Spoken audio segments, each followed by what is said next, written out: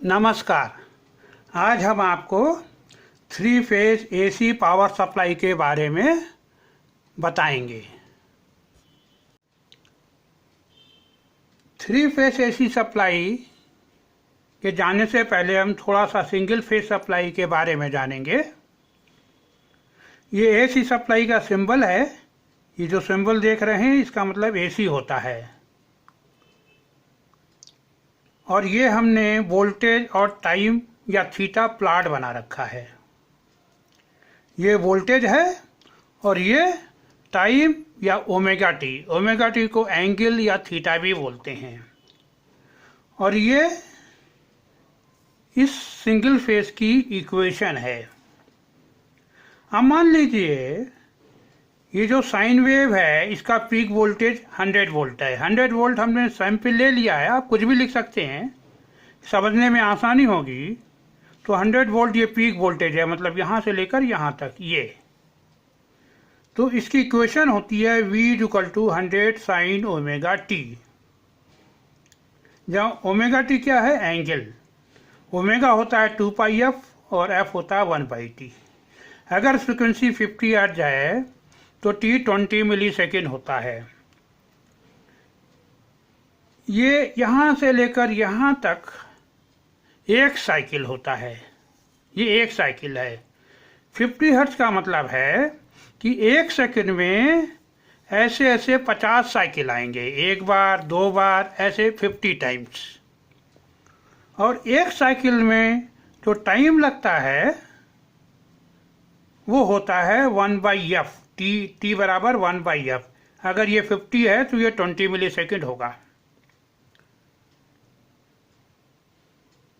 अब अगर इसको हम थीटा ले लें तो ये एंगल हमने लिख रखा है 0, 60, 120, 180। तो एक साइकिल में 360 डिग्री होते हैं। उसके बाद दूसरा साइकिल फिर से शुरू हो जाता है, तो फिर से 0 शुरू करते हैं। इसको आप 360 + 60 420 भी कह सकते हैं और 60 भी कह सकते हैं। आप वैल्यू 60 डिग्री लिखें तो भी ये वैल्यू आएगी इस इक्वेशन से, और 360 + 60 लिखें तो भी ये वैल्यू आएगी। तो ये इसकी इक्वेशन है। अब इस साइन वेव में ये पीक है और यहाँ पे ये जीरो क्रॉसिंग बोलते हैं इसको। देखिए यहाँ पे 0 वोल्ट है, यहाँ यहाँ यहाँ यहाँ यहाँ पर वोल्टेज और यहाँ पर वोल्टेज, जहाँ हमने ग्रीन सर्कल लगा रखा है, पॉजिटिव की ओर जा रहा है, प्लस की ओर जा रहा है, और यहाँ पर माइनस की ओर जा रहा है। तो आगे जब हम एनालाइज करेंगे तो हम इस पॉइंट को रेफरेंस लेंगे। इसको बोलते हैं जीरो क्रॉसिंग पॉइंट। ये भी जीरो क्रॉसिंग है मगर ये पॉजिटिव की तरफ जा रहा है, और ये भी पीक है मगर ये नेगेटिव पीक है। अब 3 फेज सप्लाई में 3 फेज होते हैं जिनको A, B, C बोलते हैं। यहाँ हमने 2 फेज दिखा दिए हैं। ये वो फेज था जो अभी हमने थोड़ी देर पहले दिखाया था। ये एक फेज और दिखा दिया। दोनों का दूसरा टर्मिनल न्यूट्रल से कनेक्ट है। और ये A फेज का वेव शेप है। यहाँ से लेकर यहाँ तक एक साइकिल है, और देखिए एक साइकिल होने में ये 360 डिग्री कवर करता है, और फिर 0 शुरू हो जाता है, फिर 360। तो यहाँ हमने 2 साइकिल दिखाए हैं, और ये इसका पीक वोल्टेज है, और एक इक्वेशन ये है। अब B क्या होता है?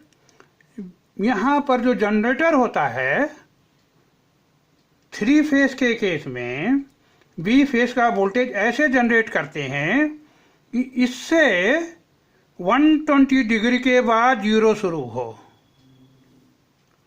देखिए ये भी 50 हर्ट्ज है। अगर फ्रिक्वेंसी 50 हर्ट्ज है तो ये भी 50 हर्ट्ज है। यहाँ से लेकर यहाँ तक ये भी 360 डिग्री है, और यहाँ से लेकर यहाँ तक ये भी 360 डिग्री है।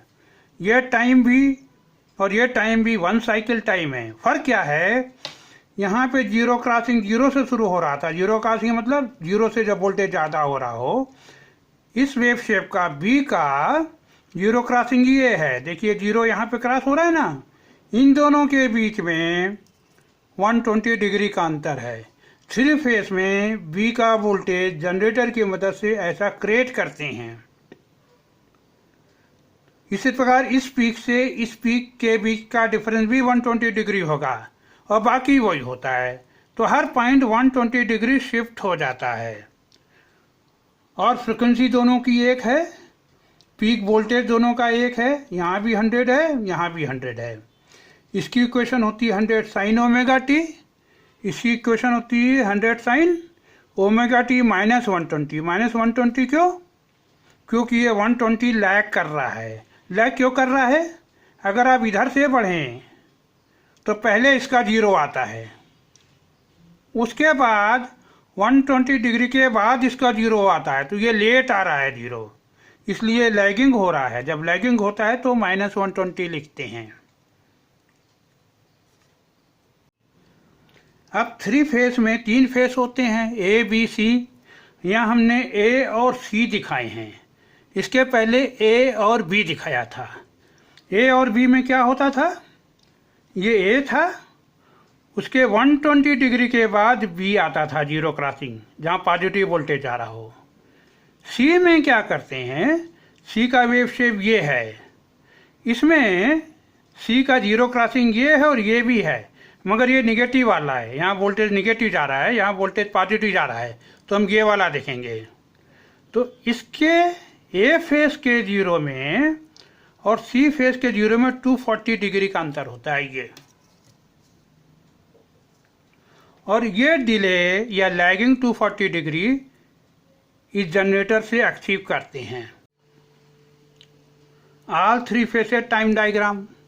अब यहाँ पर हमने थ्री फेस सप्लाई के तीनों फेस ए बी सी दिखा दिए एक ही साथ। ये तीनों का जनरेटर दिखाया है, ये तीनों के वेव शेप हैं। ये ए है रेड, ये बी है और ये वाला सी है। पहले ए आएगा, बी सी, फिर ए बी सी शुरू हो जाएगा। और ये तीनों इक्वेशन हैं। अब देखिए ए यहाँ से शुरू होता है 0 डिग्री से, 180 पे फिर 0 क्रॉस करता है निगेटिव की ओर, और ये 360 डिग्री ना, यहाँ पे एक साइकिल इसका पूरा हो जाता है। इस ए का पीक 90 डिग्री पे आता है।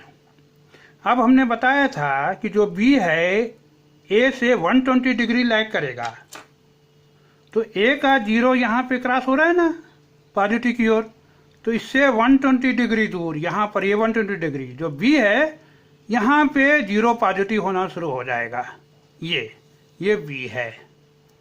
इसी प्रकार सी ए से 240 डिग्री शिफ्ट होता है, तो ए का 0 यहाँ पर है, 0 वोल्टेज यहाँ क्रॉस हो रहा है, तो इससे 240 डिग्री के बाद ये 240 है, देखिए ये सी फेस है, ये VC लिखा है हमने। तो 240 डिग्री के बाद सी 0 से प्लस की ओर जाना शुरू होगा। तो यहाँ पर ए फेस 0 पॉजिटिव की ओर जाता है, उससे 120 डिग्री के बाद बी फेस पॉजिटिव की ओर जाता है, उसके बाद 240 डिग्री के बाद सी फेस पॉजिटिव की ओर जाता है। और इनकी तीनों की इक्वेशन है 100 साइन ओमेगा टी। 100 क्या है? Peak voltage. VB की 100 साइन ओमेगा टी माइनस 120, क्योंकि ये 120 डिग्री लैग कर रहा है, और C 240 डिग्री लैग करता है, तो हमने 240 लिख दिया। अब ये टाइम प्लॉट हैं, इसी को हमने यहाँ वेक्टर फॉर्म में दिखाया है। ये एक तरीका है, ये वेव शेप प्लॉट दिखाना एक तरीका है थ्री फेस को, और वेक्टर डायग्राम से भी इसको दिखाते हैं। अब यहाँ हमने देखिए VA के ऊपर ये वेक्टर लगाया हुआ है, तो ये जो है वेक्टर है और ये वेक्टर नहीं है, ये स्केलर क्वांटिटी है। जैसे ये वोल्टेज किस डिग्री पे कितना वोल्टेज आएगा, यहाँ पे आप ओमेगा टी की वैल्यू लिख दीजिए। मान लीजिए यहाँ पे आपको 60 पे ये ए फेस की, ये रेड है ना, ये पता लगाना है वोल्टेज, तो यहाँ ओमेगा टी आप 60 लिख दीजिए, तो ये डिस्टेंस यहाँ आ जाएगा 100 साइन 60 डिग्री, ये वैल्यू आ जाएगी। ये वेक्टर हैं, इसमें ये ए से दिखाते हैं, ये पूरा 360 डिग्री होता है ना, तो B जो है 120 डिग्री लैगिंग हो रहा है, तो B का वेक्टर 120 डिग्री पीछे दिखाते हैं। और C A से 240 और B से 120, यहाँ से यहाँ तक भी 20, देखिए ये भी 120 है, ये भी 120 है, ये 240 है। तो जो C है A से 240 डिग्री या B से 120 डिग्री पीछे रहता है। अब ये 3 फेस स्टार वेक्टर डायग्राम है, इसको स्टार वेक्टर डायग्राम मिलते हैं, यही हमने अभी दिखाया था। यहाँ देखिए फेस की जगह हमने सिंबल यूज किया है, तो फेस को ऐसे भी लिखते हैं। ये ABC वही फेस हैं, ये तीनों की इक्वेशन है, और ये 120 डिग्री एंगल है। इस वोल्टेज को फेज वोल्टेज बोलते हैं, क्योंकि ये A और न्यूट्रल के बीच में होता है, इसके और इसके बीच में। सिमिलरली ये B फेज का वोल्टेज है, फेज वोल्टेज, जो B और न्यूट्रल के बीच में होता है, और ये फेज वोल्टेज है C और न्यूट्रल के बीच में। तो ये फेज VA है, AN हमने लिख दिया है क्योंकि A और N के बीच में है वोल्टेज। ये फेज B है और ये फेज C है। अब यहाँ आप एक घड़ी देख रहे हैं, इसकी जो सेकंड की सुई है ऐसे घूम रही है, तो इस डायरेक्शन को बोलते हैं क्लॉकवाइज डायरेक्शन, क्योंकि क्लॉक ऐसे चलती है। यहाँ हमने दिखाया है रिवर्स, तो ये है एंटी क्लॉक डायरेक्शन। जो ये वेक्टर हैं एंटी क्लॉक डायरेक्शन में मूव करते हैं ऐसे, पहले A मूव करेगा, फिर B यहाँ पे आएगा, फिर C यहाँ पे आएगा, ऐसे ये मूव करते रहेंगे। ABC को इंडस्ट्री में RYB कहते हैं। R मतलब red, Y means yellow, B means blue. तो जो वायर होते हैं वो भी रेड, येलो, ब्लू कलर के ही होते हैं, या फिर उनमें कलर कोडिंग कर देते हैं। और न्यूट्रल को ग्रीन कलर या ब्लैक कलर से कोडिंग करते हैं। और जो 3 हमने अलग अलग सोर्स दिखाए हैं, एक्चुअल में ये एक ही जनरेटर में होते हैं, उसी में 4 वायर बाहर आते हैं। तो जो घरों में सप्लाई है वो आपके सिंगल फेस आती है। एक्चुअली जो पावर जनरेशन होता है हमेशा 3 फेस होता है, लेकिन क्या करते हैं ये लोग, एक फेस कुछ घरों में दे देते हैं, दूसरा फेस किसी और घर में दे देते हैं, तीसरा फेस किसी और घर में दे देते हैं।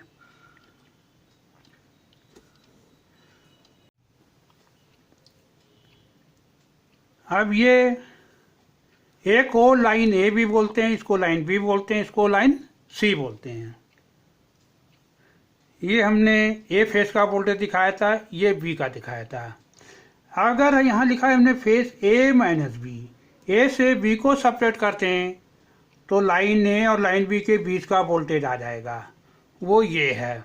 ये A का वोल्टेज है, ये B का, तो ये A और B के बीच में वोल्टेज होता है। इधर देखिए, ये रेड कलर A का वोल्टेज है, ये ब्राउन कलर B का वोल्टेज है। अगर A को B से सेपरेट कर दें, देखिए यहाँ पर रेड A पॉजिटिव है और ये निगेटिव है। मान लीजिए ये 5 है प्लस में और ये 5 माइनस में है, तो +5 में -5 सेपरेट करेंगे तो बढ़ जाएगा ना, 10 आ जाएगा। तो इसका वोल्टेज इसके क्रॉस इस वोल्टेज से और इस वोल्टेज से ज़्यादा होता है। यहाँ भी देखिए, इस वेक्टर या इस वेक्टर से ये वेक्टर ज़्यादा है और ये √3 टाइम्स होता है। ये जो लाइन टू लाइन वोल्टेज होता है ये फेज वोल्टेज से √3 टाइम्स होता है। तो ये जो पीक होगा 100√3 होगा। और इधर हमने ये ग्रीन कलर से दिखाया है।